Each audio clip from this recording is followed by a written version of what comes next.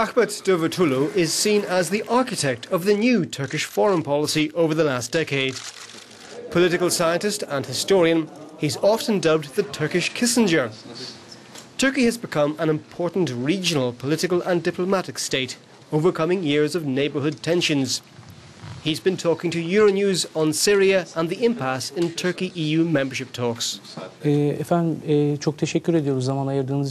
Minister, thanks for joining us. Syria remains a hot topic these days and the crisis continues. The Annan plan has given more time to the regime. There are efforts to unify the Syrian opposition and a buffer zone option is also on the table. All this will take more time. Does the continuation of the crisis spell trouble for Turkey?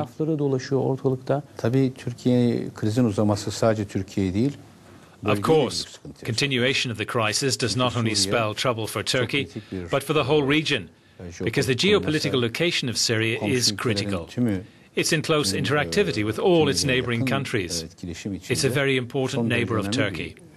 Any tension arising from Syria has the potential to affect all the neighbouring countries.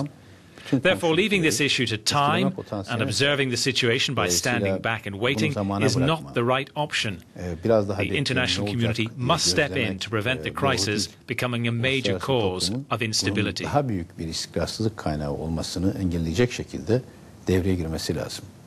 you see any risk of armed conflict? There are already clashes in Syria. Could it spread beyond Syria?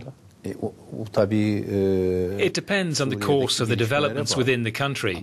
But the risk of the clashes spreading beyond Syria's borders is always there.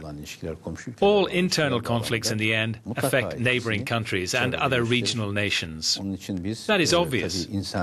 Therefore, we have humanitarian and historical responsibilities to the Syrian people, and we are determined to implement them. We are also determined to do this with the international community.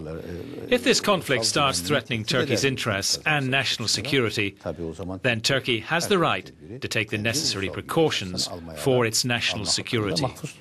You've just returned from Iran. Syria has become an important issue between Turkey and Iran, with the two countries split over their approach to Syria's leader.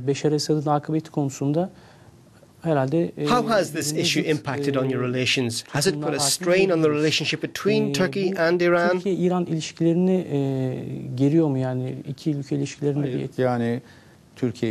Well, no.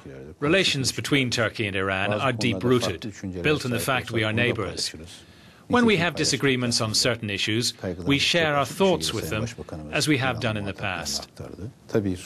Our Prime Minister explained very clearly our worries to his Iranian counterpart when we were there. Of course, we have some disagreements over the stance of the Syrian government and its future. We remain in constant contact with Iran to overcome these problems.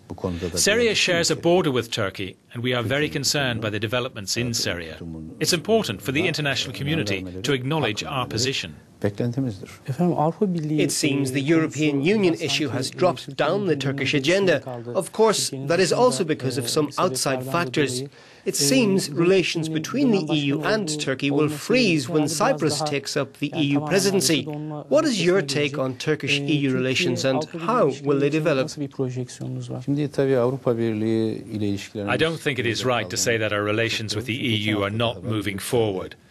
Last week, for the first time in the history of the Turkish-EU relations, I was invited to a Foreign Affairs Council meeting in Brussels. I gave a speech there. The relations themselves are developing, but we have problems with the negotiations for membership. With the integration of South Cyprus in the EU, an irregularity has appeared, and it has reached a second stage. In fact, according to the EU acquis communautaire, all the island became a member of the EU. Now the Greek Cypriots, a country which does not represent all of Cyprus, are taking over the presidency of the European Union. So the irregularity is opening up. This is the weakness of the European Union. If the EU does not show the ability to overcome this weakness, the negotiations won't be able to progress easily, no matter how successfully Turkey does its homework and prepares.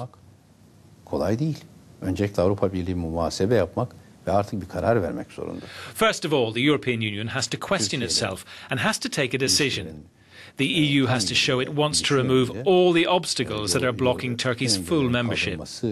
If the EU wants to become a global power, geographically and culturally, having a geopolitical basis, and being economically dynamic and culturally inclusive, then Turkey's membership is mandatory.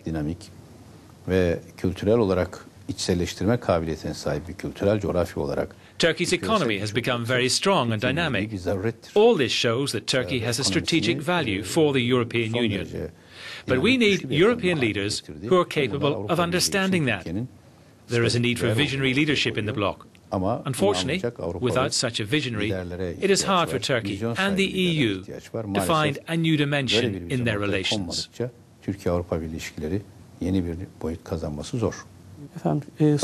A last question on the visa issue between Turkey and the EU.